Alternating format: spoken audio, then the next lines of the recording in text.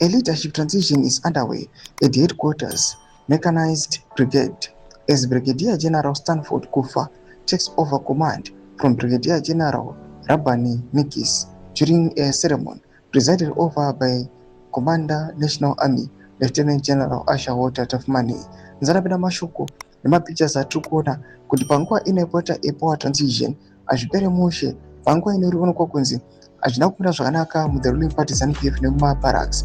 Patiri kuona kuti mune power struggles akanyanya zvaita kuti tione headline rokuda muzvibisi richinzi mechanized brigade welcomes new leader. About subscribe or like or turn on the bell icon. Tipinda panguva inoyi munhu wamubuda nyika muchenzi. A leadership transition is underway at the headquarters mechanized brigade as Brigadier General Stanford Kufa takes over command from Brigadier General Rabani Nikis during a ceremony presided over by Commander Zimbabwe National Army Lieutenant General Asha Walter Tafmani.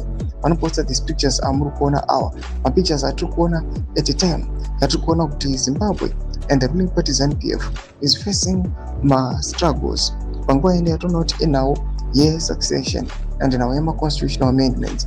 Panguva ine kuri kuno kunzi zvikananda they are fearing the military intervention kuti isapindira panawo dzema-constitutional amendments pamwe the power transition at a time yatoona kuti panguva inoyi people they are expressing their views kuti they don't like the constitutional amendment bill. Atoona kuti some of a select few they are interested in the bill, but panguva inoyi zvikananda they are trying by all means kuti the situation yakaitika muna November 2017 isaitika whereby the military it will uphold the constitution yodefenda mutemo wenyika. And panguva inoyi tichiona all these